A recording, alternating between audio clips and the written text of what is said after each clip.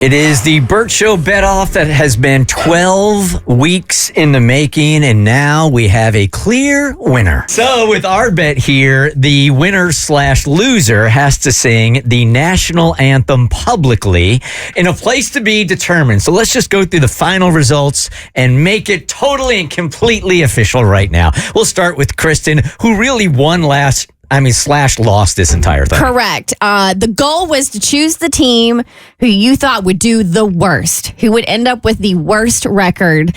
And I did that. Yes, you did. Kent State, baby. Yes. They did not win a single game. 0-12 in that last game. Golden Flashes. But so yeah, I am in the clear. I have been safe for quite some time now, as has Abby Murphy. Yeah, I mean, the 0-12 season would be the story had it not been for Abby's incredible upset pick on week 1. You all doubted me. You all doubted my picks, but I've known what I've known since birth, and it's that the Florida State Seminoles are the worst team in the country. As a Florida Gator fan, I just felt in my loins this season that they were going to have a bad run, and I was right because they were 2-10, and UF beat them this past week. So it's been a good week. Incredible, man! I'll always remember our reaction to you picking Florida State. How we all basically walked out of the studio and said, "This thing's over." Yes. And we were all completely and totally wrong. So I had New Mexico, and I will tell you this, that on my trip to Buenos Aires, I'm in Argentina, and I really was staying offline pretty well. But one of the days that I did check, Kristen happened to put in her Instagram story the current score of the New Mexico game, right? Because the stakes were pretty high for me. They were really high at this point. It was the East Carolina game that was played. That's right. It was the score of the East Carolina game because they were playing the North Texas Mean Green, right? No. And that's Mo's team. So Mo had East Carolina, and your team had won. And so we needed Mo's team to lose to go to the last game of the season, right? So there was going to be one more game after that. And I checked the score, and sure enough, East Carolina is behind. And I'm like, this could possibly go down to. I was refreshing that score So was I. Crazy. I am on vacation, getting ready to go out to a nice dinner, right? And I have In one Argentina. hand in Argentina. I have one hand outside of the shower, and I am refreshing and refreshing and refreshing. This thing is going back and forth so much.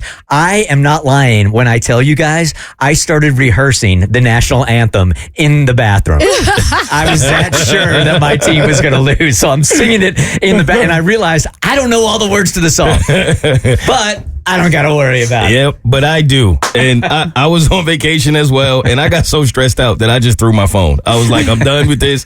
And then I eventually logged back into my phone and saw all of the DMs that said, I'm sorry, Mo. I'm sorry, Mo.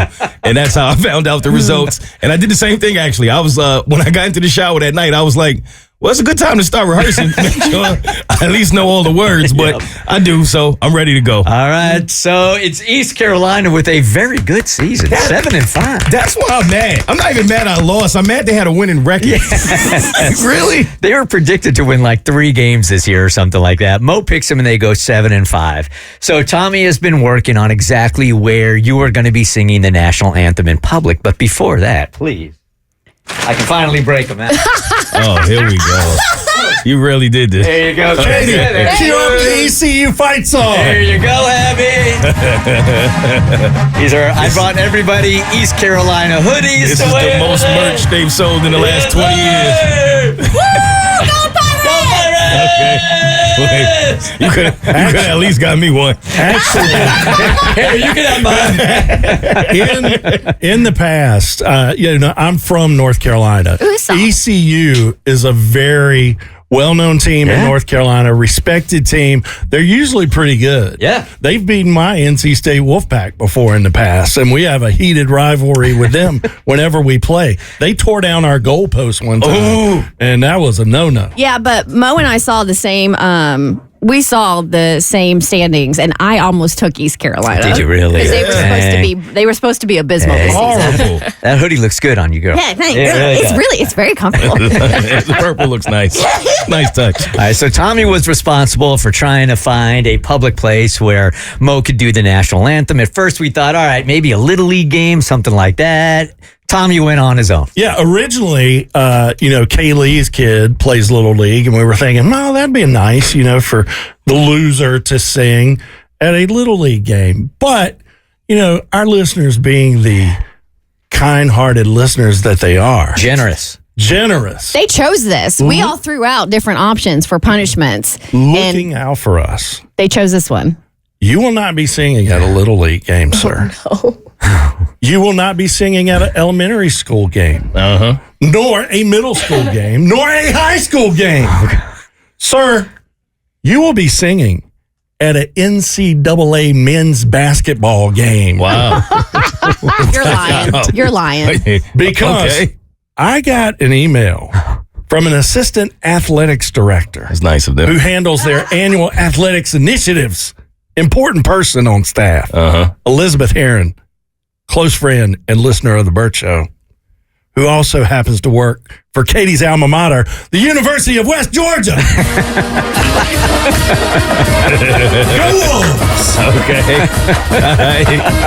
Let's do it. And the countdown is on because this Saturday at 2 p.m., they will be hosting the Tennessee Tech Golden Eagles in men's basketball at the Coliseum on the campus of the University of West Georgia. Wow. Where Mo, who is wrapped in many arena, like one arena?